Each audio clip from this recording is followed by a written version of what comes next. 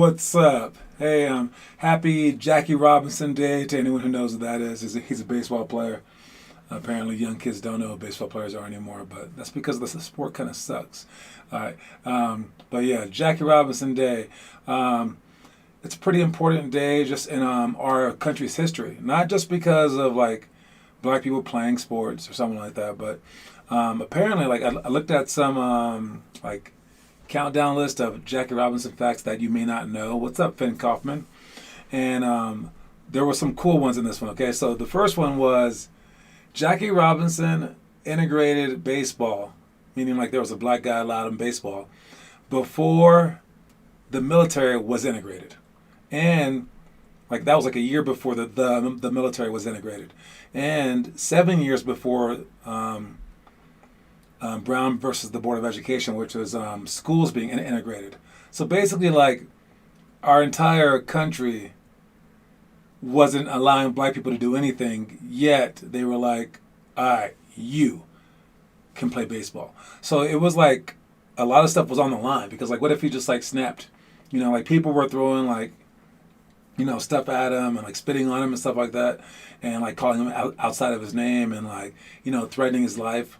What if he just snapped and just punched someone? I mean, would anyone really blame him? Probably not. But like at the same time back then, yeah. And it would have like slowed down a lot of stuff. So he had like the world like riding on his shoulders, which is like insane. All right. But there were two more facts that stood out that I liked a lot. All right. I put them here in my notes. All right. And first of all, every year on Jackie Robinson Day, every baseball player that plays in a game that day wears number 442. It's kind of the opposite of the Wayne Gretzky thing. Wayne Gretzky has his number retired throughout hockey, which is awesome. I mean, could you imagine that happening with like number 23 with Michael Jordan? Like maybe, right? Like to honor a guy that much.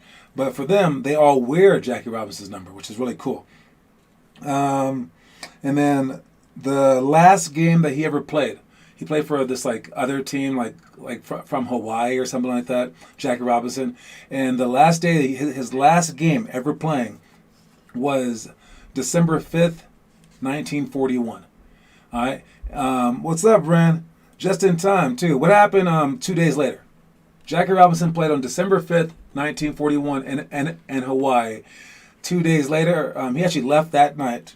2 days later, what happened? The Miami Heat retired number 23. No, that's not what happened. Oh, I see what you're saying. Yeah, they did. I think that more teams should definitely do it. But Jordan never played for them. That is pretty big time, actually. Oh, and if you can see your, I put your comments right here on the page. And they'll be there for the trivia question page, too. So that's whoever wins. All right. Let me see. The Wizards out of all teams. Yes. What's up, Blake Bastani? So, yeah, 2 days after Jackie Robinson's last game was the Pearl Harbor bombing. And the fact that our Japanese guy, Ren Marchetti, didn't know that, unbelievable. All right. But, yeah, so it's really just interesting because, like, that could have, like, changed a lot of stuff, you know, in the world. What's up, Connor Rush? All right. And then the last stat was this. So after Jackie Robinson got into the major leagues, 11 of the next 14 National League MVPs were black.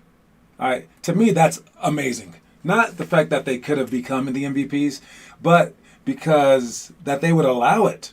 That's just how cool sports are. You can like hate someone. You can like be like, oh yeah, my daughter can't date you. Oh, you guys sit in the back of the bus. All this stuff, right? All this stuff could happen. But then he hits a home run for your team, you're like, he's pretty good.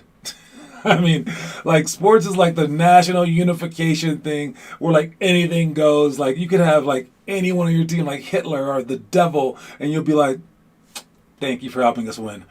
So that's why sports were so important. And that's why it's so important in our lives in general because, I mean, it transcends, like, our society. It kind of transcends life in a certain way. Where it's like you get to be like a hero, even though just like you're just playing a fifth grade basketball game. So it's cool. Oh, I thought it was a rhetorical question. All right, no worries about it. No worries. All right, so anyway, let's begin. I will have two different camera angles from now on because we're gonna have a co-host soon. First, I'm gonna start with some guests to see how that works out. But this will be camera one right here, and then camera two will be over there. And I guess I can turn into camera too if I need to, or I can be in this chair right here.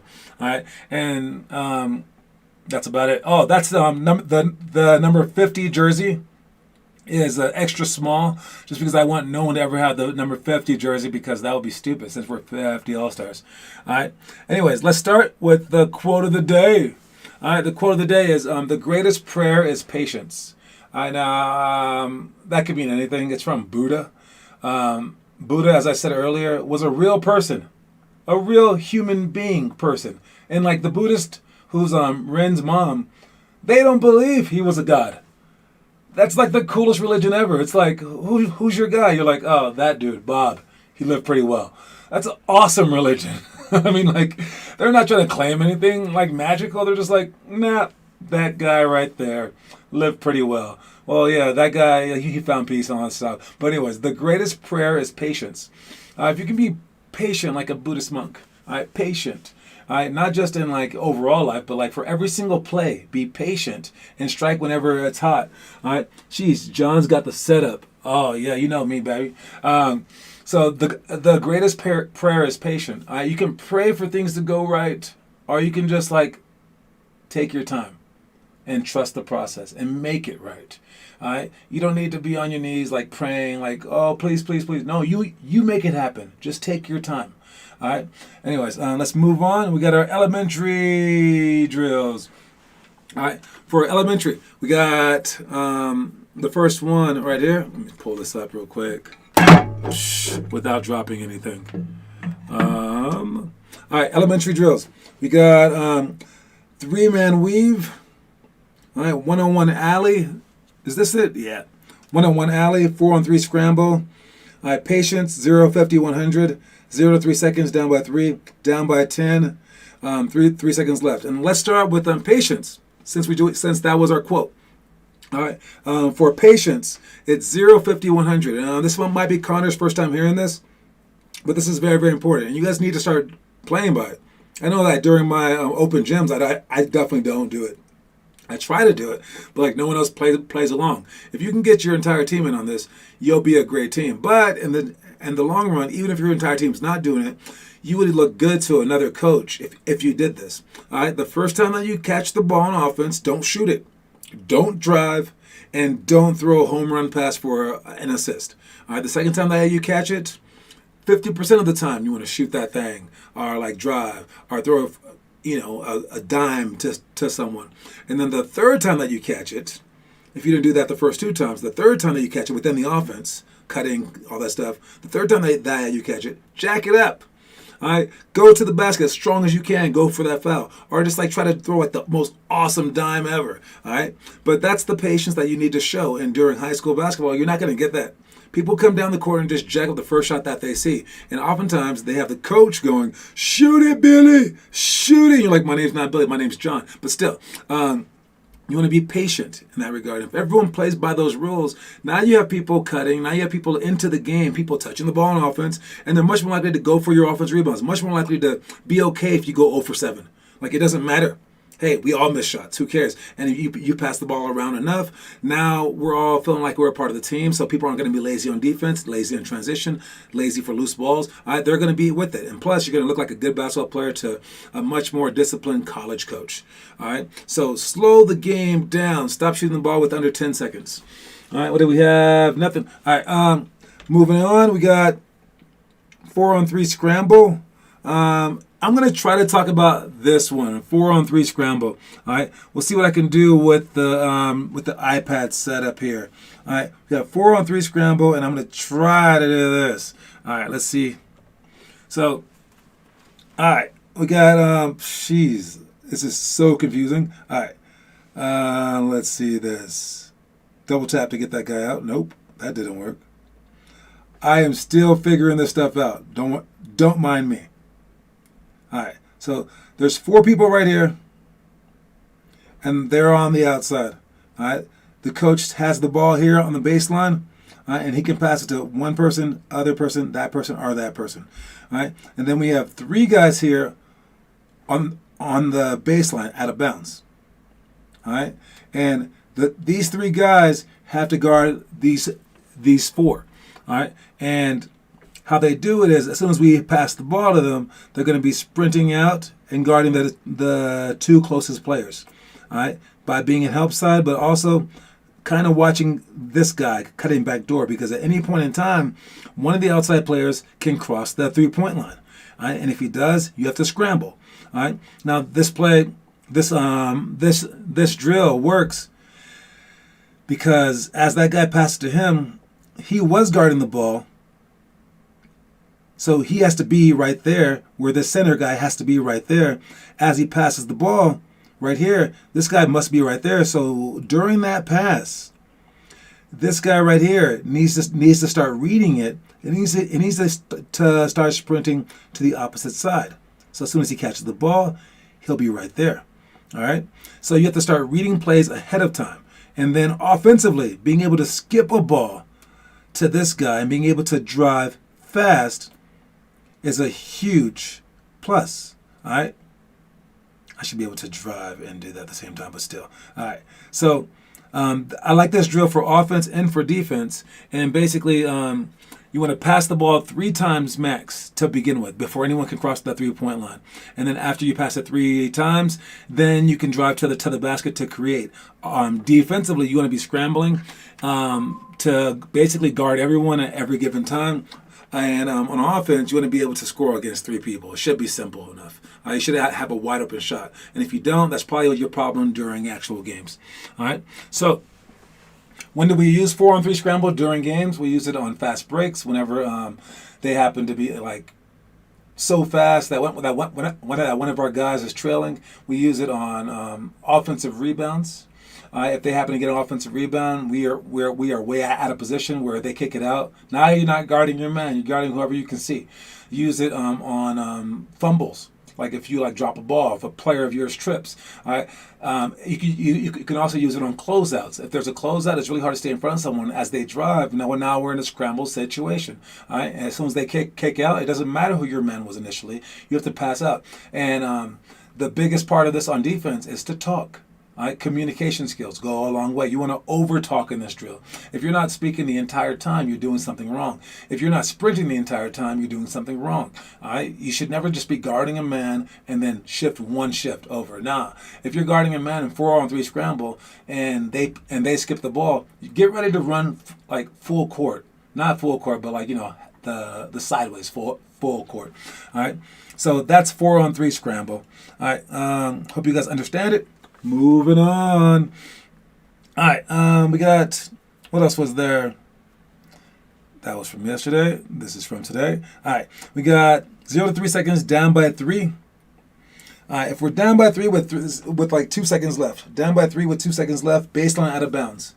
All right, down by 3 with 2 seconds left, baseline out of bounds. What we want to do is we want to get the best possible shot. And we do need a 3, and we need it basically right away. All right, so you have to make sure that you guys set good screens and that you're patient on waiting for the screens. And then it has to be a good passer too. You have to pass the ball with either the left hand or the right hand. And speaking of which, is it time for that yet? What time is it? No, it's almost time for that. I'll come back to this play later on. All right, next we got the homework. All right, great job posting homework again. Connor Rush still posting stuff, man. 9.75 rim. Oh, I see that too. April 12th, live stream middle school workout. I just saw Connor post his free throw percentage too. Shot 66 out of 100. You want to go if it's free throws during games, those numbers always go down by about 10%. So make sure that you're shooting at least 85, 90% during practice. Did you see Luka's game winner? Yeah, we're going to actually talk about Luka's game winner. Getting ahead of schedule. Where was that supposed to be? I think that's under story time. All right. So, yeah, we will talk about Luka's game winner. And, a bigger one was, or not a bigger one, but also awesome one was Steph Curry's third quarter. 25 points, 6 for 6 from 3, 8 for 8 overall in 1 quarter. That's crazy. I do this insane. Anyway, but we are going to talk about the pick of the day. This is Lamarcus Aldridge, and he's retiring from basketball. Now, I've always been a little bit mad at him because he totally ditched Dame. It was him and Damian Lillard and C.J. McCollum. All in Portland, I believe. I believe C.J. was young then. And C.J. obviously worked out a lot because he got way better. But still, he might have done that with Lamarcus Aldridge on the team. And they were like one piece away. And then they got C.J. McCollum to get way better. And Lamarcus Aldridge just left. Went from being the best power forward in the game to being almost like nothing. And he didn't do anything that much for the San Antonio Spurs. But he's not going to play anymore because of his heart. And he says he's not going to risk it because of his family and stuff like that. And I'm scared him to death, basically, because he has a bad rhythmic heart. Yeah, so it's kind of sad. But in the overall scheme of things, he's alive. All right, and it's just a game. In the end, it's just a game. No reason to die for the game. So I still appreciate his career. And then Dame, even though he got ditched by this guy, still goes, Portland should retire his jersey. I thought that was a really cool thing. And Dame is just big time for everything he does. A regular heartbeat. Yep. He's averaging 40 this month. That's crazy. All right. I hope that you do improve, Connor. You keep shooting though, man. Moving on, we got an ad. Let's see what it is today. I'll cut it short.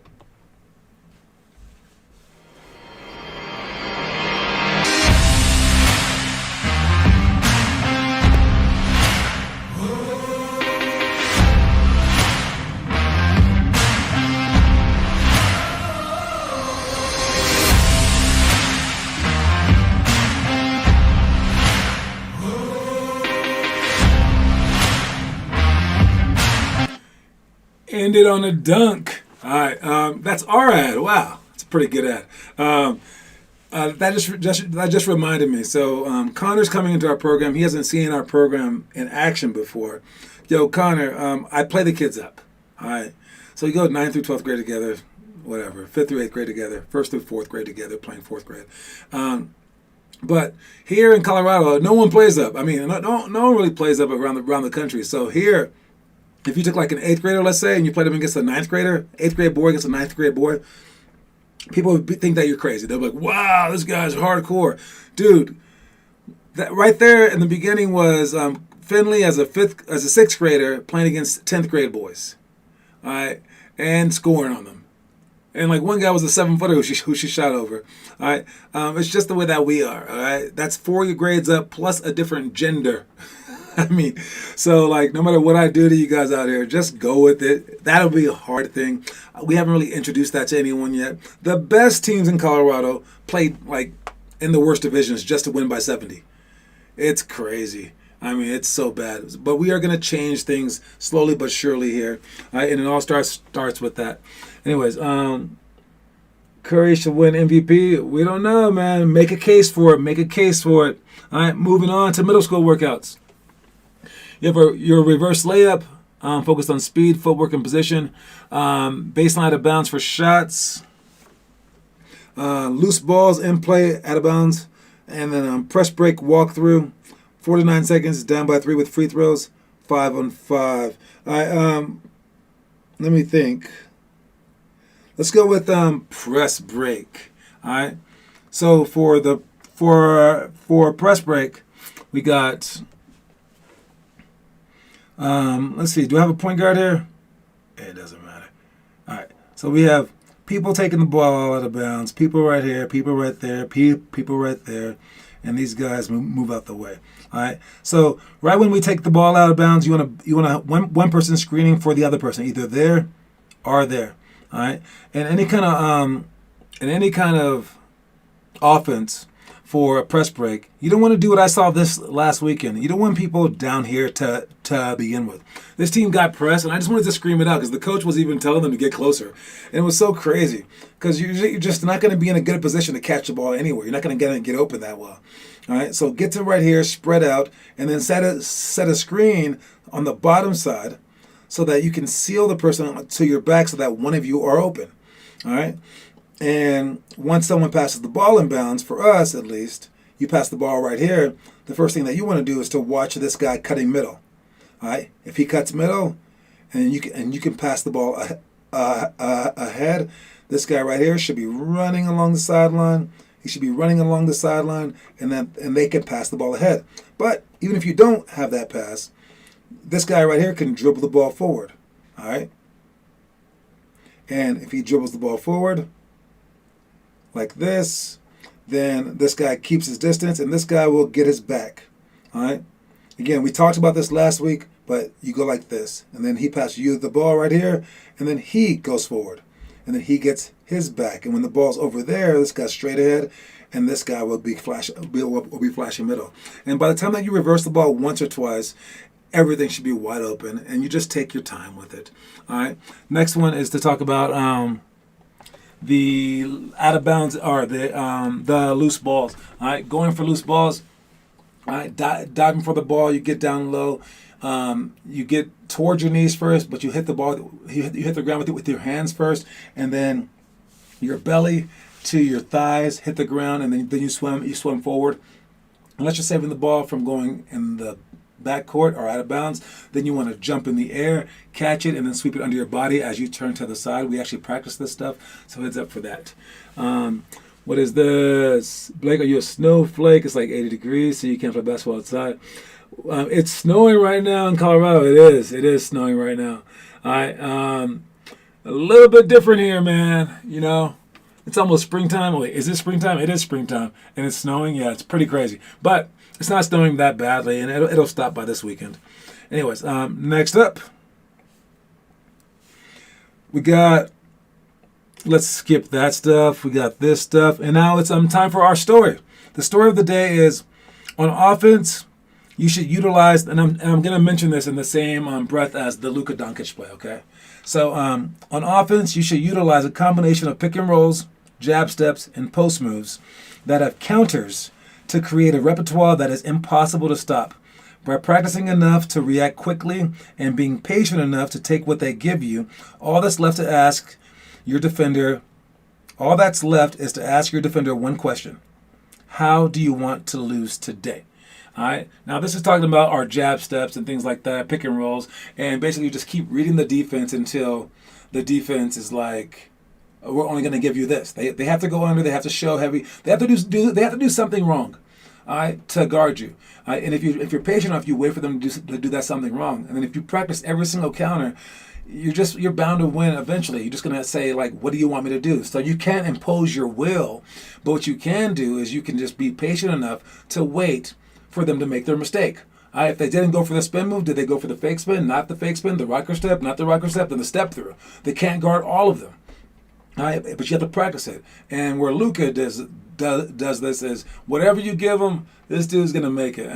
Like, he has so many freaking last-second shots. His highlight reel of just last-second shots in his first 3 years is like 5 minutes long.